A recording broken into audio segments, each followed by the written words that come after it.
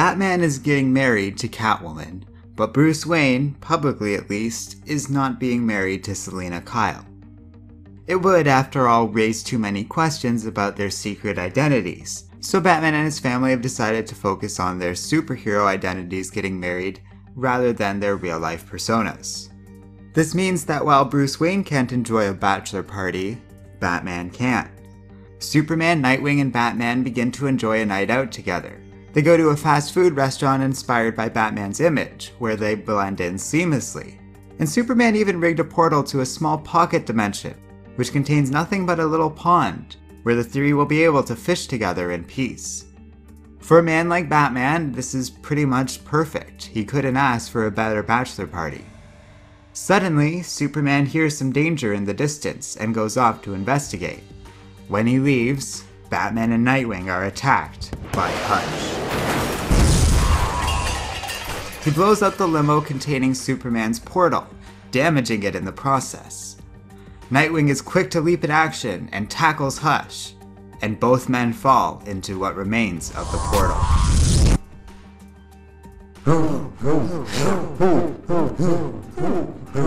In a strange pocket dimension that exists within the bleed of worlds, Nightwing and Hush are attacked by strange beings. They attempt to fight them off with extreme difficulty. Hush reveals his jealousy of Nightwing, and Dick Grayson's apparent acceptance from Bruce Wayne. Hush spent all his life wanting to be Bruce Wayne, until the Joker recently visited him.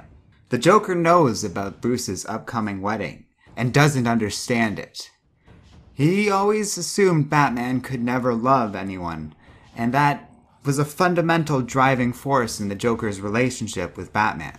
The Joker explained to Hush that he got it all wrong, that Hush had spent all his time wanting to be Bruce Wayne, when he really wanted to go back to when he was the happiest, when he was Bruce Wayne's best friend.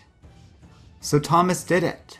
He made himself into Bruce's closest friend, Dick Grayson. The beings strike out at Hush while Batman emerges from a portal and pulls Dick Grayson back home. The next day, Superman leaves to go get ready for the wedding, while Bruce looks over an injured Nightwing. The two have a calm talk about how, in the end, it really is Clark that is Bruce's best friend. But it doesn't mean that the two aren't close. It's simply a function of Nightwing having struck off on his own to Bloodhaven some time ago.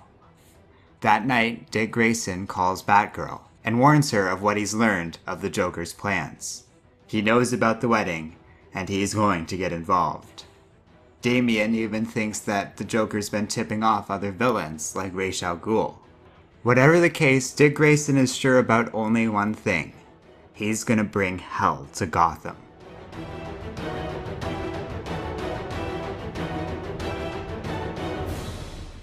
Hello and welcome to Comic Island. My name is Arden, and this is my recap and review of Batman Prelude to the Wedding #1. So this week's Patreon poll winner was a review for this particular issue, and it's been an interesting one. I do like when comics do this in the wake of some big event or momentous change in a major superhero's life. Such as when Logan died and Marvel did that series of comics relating to various characters mourning his passing.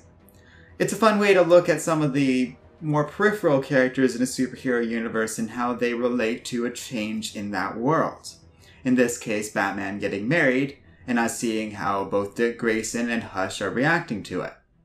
Next issue of this series is going to be a similar versus issue between Batgirl and the Riddler. And it all seems to be building up towards the wedding itself, which is going to involve the Joker doing something in the wake of the ceremony between Selina and Bruce.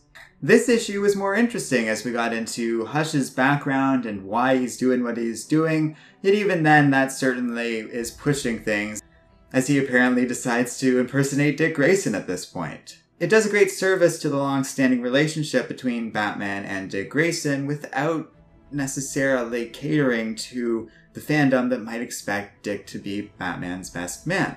It sort of preserves the overall history of Superman and Batman, and it doesn't leave behind Dick Grayson. He clearly has his part to play in all of this and is very clearly still basically Batman's son. But that's kind of why he's not the best man either. It's not a typical thing. It's usually your best friend who is your best man.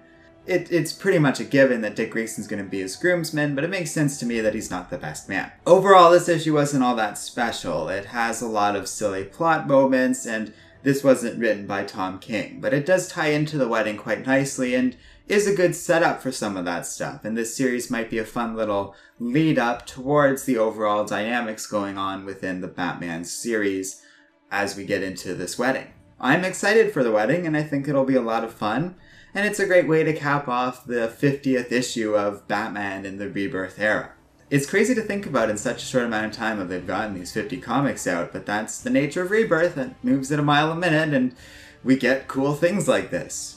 I don't know how this wedding's gonna go. It could all end very tragically. Done something really good in terms of storytelling here, where there's stakes. I'm curious about what's gonna happen, and like there's a lot on the line in the sense of this is something I kind of want to happen. If something were to go terribly wrong, it's not like they've promised that these two are gonna end up living a happily ever after. Yet a huge part of Tom King's story and take on Batman is what if the Dark Knight could actually become happy. So I have a feeling this wedding's gonna go down. The Joker's gonna make it difficult and turn it into a whole adventure and event. But I have a feeling this is going down. This is the future, and I'm excited for it. So let me know what you think of all that in the comments section below, and thanks for watching.